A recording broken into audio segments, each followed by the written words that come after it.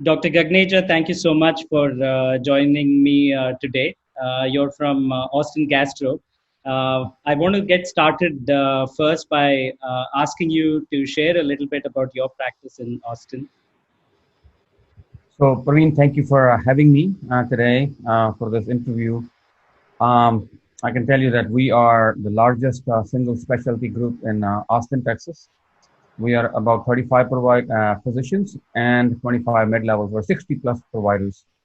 We have three endoscopy centers. We are vertically integrated, which means we have all the ancillary services available to us, and we have presence in all major hospitals in Austin. When the pandemic hit, it really was mid March. I think 17th or 18th of March when all the guidances came out. So we had to really move very fast. We stopped elective procedures, all of them. Within a week, we furloughed about 35% of our staff. We temporarily shut down our satellite offices. I tell you something that we are very blessed to have a very talented C-suite. We have our CEO, CFO, and COO. We are together for more than a decade, 12, 13 years. And we went through together from 2008, 2009 crisis as well. We moved really fast. And then we were talking about in the process of getting telemedicine on board. And this really accelerated, COVID-19 accelerated it, and now we are opening up again. We will be opening up slowly. What I say is that there is no more on and off switch. Now we have replaced that with a dial. So we'll be dialing up and dialing down depending upon how the city is doing. At this time, city prevalence is about 3%. Our cases are, we're watching it every day. Our cases are flattened. There's no decrease yet. Our hospitalizations are about the same number, about 40 to 45 hospitalizations a day. So we opened it slowly. We have three endoscopy centers. We started opening with first, we had 6 rooms in that. We opened with 3 rooms only. We're doing all the social distancing. We're keeping all the patients, everybody who comes in the morning, they get checked with temperature, with all the symptoms. Patients are called 3 days before, one day before. All the patients' relatives are stay in the car outside in the parking lot, and so we're taking all the precautions. And we also have increased our block times for the per procedure as well. And you have enough PPEs available and enough testing going on? Yeah, so we have enough PPE available. We are not doing testing at this time. We're doing only PPE, but there is a talk of doing testing in upper endoscopy cases only, but we are not doing testing at this time. I can tell you, in my humble opinion, testing is overkill. If you have a PPE, then there's no need for testing. If you don't have a PPE at all, then testing should be done. Okay. I've observed that this view on testing differs from state to state. Testing should be used for somewhere else that it should be used. We're wasting testing. If I was listening to a podcast from University of Minnesota, infectious disease. So within next 1 month, there will be a need for 1 billion, not million, billion tests all over the world. Where's all those tests going to come from? Test is one thing, then also swabs, reagents. You start adding all that up, it really adds up. If you have a PPE, as I said, I think testing is not really necessary because you are really, N95 are really 95% effective. You look at Rapici's article, which published in Gut, which was recently, 2 weeks ago. That article clearly shows that and that was done in the Lombardy area and all the high risk areas in Italy. 85% of their endoscopies were done before even they started taking significant universal precaution in PPE. The risk of transmission was 4.2% in healthcare workers, and 0.6% were hospitalized, which is as good as community actually. Mm-hmm. So I think there is a lot of knee jerk going on. I really think that if you have a PPE, testing is not necessary. What kind of patients are you seeing? in the endoscopy center? Yeah, so we are seeing right now what we're doing is we're triaging our patients. We are seeing all the symptomatic patients. So there was three buckets. One bucket is kind of a semi-urgent bucket. So we went through that very quickly. We did all those patients. Second bucket is all the patients with diagnostic codes. So we are going through that right now, and we're making sure that patients who need the endoscopy get done first, because we're right now operating at about 30% of our capacity. Yeah. So then after this, we'll be getting back to doing screenings as well, which will be probably next week. And patients are scheduling themselves for screening. Is that happening? Personally have a backlog of about 200 patients who are calling to get the schedule. So I don't think if we open up, I think we'll fill it up. It's just the matter of getting them done safely. What kind of changes do you see happening after this COVID period? We will utilize telemedicine more than before, but not to a degree which is being projected in the media, as well as a lot of people are talking about it. We will do that. I personally believe, actually, that's only about me. I'm not talking about the group. I'm talking about me. Personally, believe that we will not get to 100% this year. I believe that we'll probably hit 70 to 80% this year, and that also depends on what happens in the second wave. For US, if everything goes well, no guarantees for anybody. We think that vaccine will be available first quarter of 2021, and I think after the vaccine available, then normalization starts. That doesn't mean that it's going to be normal, but normalization starts. I again personally believe that. By end of 2021, we will be in normal again. End of 2021, and by then healthcare might permanently change itself, right? Or do you believe it, things will be a little bit of the same, or different? Just your views on how things will be different.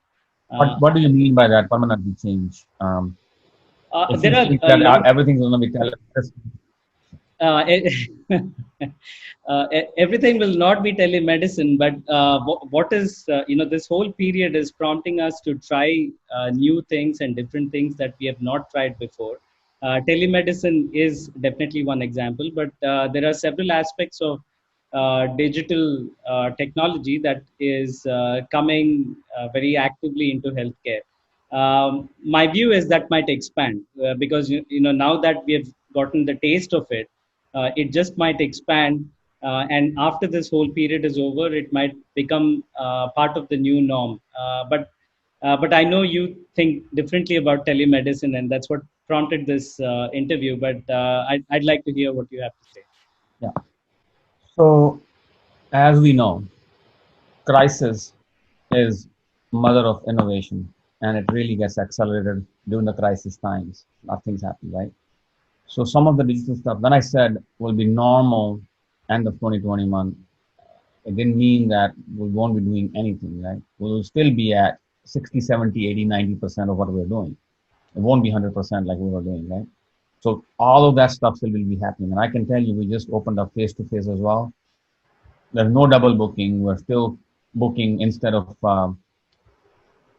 15, 17 patients, we're booking 10. Then we're adding telemedicine in between, still getting to 15, 17 patients and half day, something like that, right? So stuff is still happening.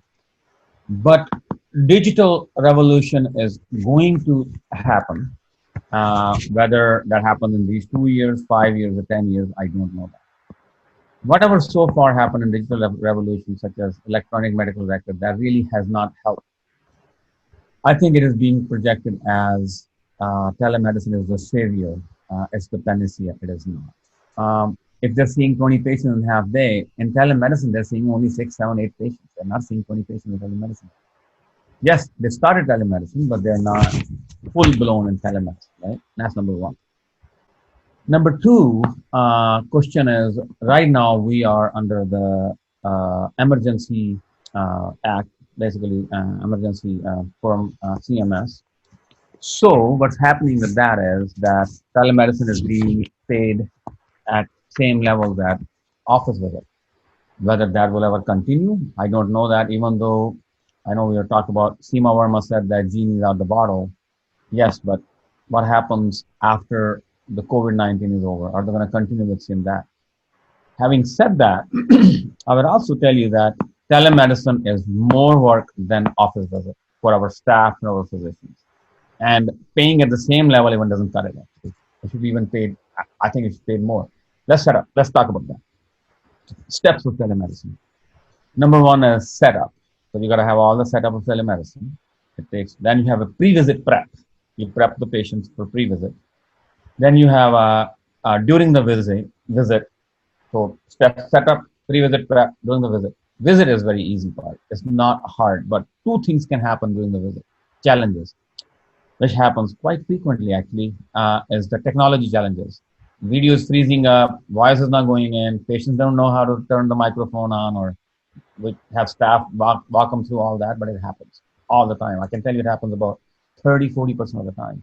Sometimes you can see the ceiling of their room, not their face, because they don't know how to look at the. A lot of things happen like that, right? Then other thing I tell you is distractions during the visit. I have had patients, I had to stop televisit because they were driving and doing televisit. People are abusing it, not even using it, abusing it.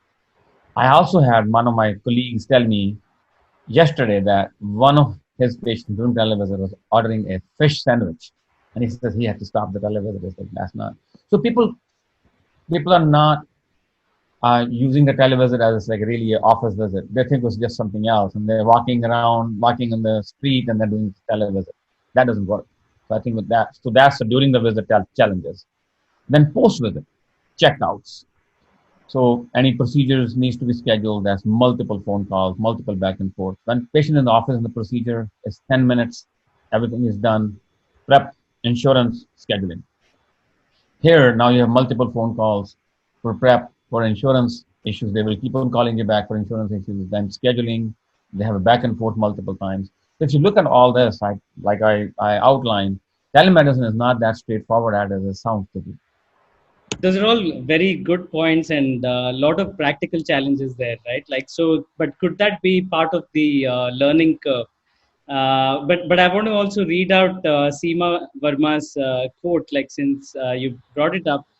She's the CMS administrator, and she said, "I think it's fair to say that the advent of telehealth has been just completely accelerated. That it's taken this crisis to push us to a new frontier, but there's absolutely no going back." So it looks like Medicare will continue to pay for it at whatever level. Like there will be the reimbursement part associated with it. But I'm also thinking for chronic GI patients, right? Like so they've now yeah, there's always a negative side to a coin, and there are these patients who are taking or misusing this whole benefit, but there are also patients who would otherwise have driven a long way to meet the physician, and it may be a follow-up visit, but now they have this whole benefit of seeing you remotely. Don't you think that will stay? So you are mistaking my point. My point was that telemedicine is being overhyped, which means that, oh my God, everything's going to be done with telemedicine. Telemedicine has a definite role in future. I really think that I'm very happy that this happened with telemedicine, not that COVID-19 happened, but with telemedicine. It definitely has a role. I can give you examples. I personally feel that in my practice, I will be doing about 20 to 25% telemedicine, not 50 to 60% what a lot of people are projecting. That's what I'm saying. I don't say that it's going to go away completely. Telemedicine is here to stay. It's going to happen. Screening, I'm divided on. I think that if a patient is insisting on telemedicine for screening, sure, no problem. But as I said, outlined previously, that there's a lot of challenges. Challenges are, that's for one reason I know that I'm against the grain here regarding open access endoscopy. I just do not like it because same thing in telemedicine for screening, because prep issues, insurance issues, issues with scheduling. There's so much time taken. If you're in the office, It takes 10 minutes to get all that done at one time and you're done.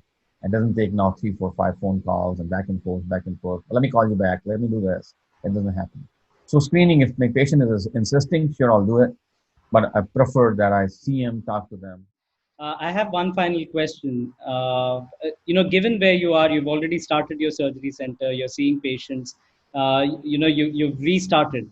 What advice do you have for GI practices? That might be watching this.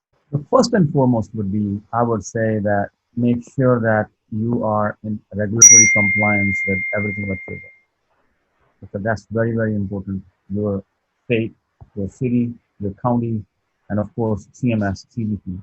Look at all those guidance papers, and I would point them towards the paper we just published, white paper from American College of Gastroenterology. We have a 12 people task force. Looked at that. That's a very comprehensive document to look at. Safety of your patients, your staff is of paramount importance. So do all the necessary things. I was reading an article from Atul Gawande actually this morning. He was talking about recipe for what is the recipe. He was talking about that what you do is you do a GI, it's a cocktail. The cocktail is hand hygiene, social distancing, mask. So that's the cocktail. One each by itself doesn't work very well. When you put them all three together, then it is very, very effective. So make sure that you do all the rules in your practices. And then fourth part of the cocktail was surface disinfection. So there's four things. Right? So they need to be done. So that's the starting. As I said before in our interview, that it is not a on and off switch anymore. It's going to be replaced by a dial. You go dialing up or dialing down, depending upon what happened in your city, county, state. Okay. So that's important to. If you think that you are going back to 100% what you were doing before, that's a mirage. Not going to happen. The way things are, the way the regulation is going to be, it's not going to happen. What is your real estate needs? Do you really need all the real estate anymore? Do you want to divest some of that? So I think this long-term future question to start asking yourself, what do you have? What do you really need in future? So that all needs to come in, all needs to be thought about. It needs to come into play. Thank you so much, Dr. Gagneja. This was very, very helpful and insightful. I'm sure people who are watching this would feel the same. I wish you all the best in opening your center, more and more as the months go by, and all the best in keeping safe to you and your staff as well. Thank you so much for your time today. Thank you, Praveen. Thank you very much. Thanks for having me. Have a great day. And you know what I say when I finish interviews these days? I say, stay positive, test negative. Thank you.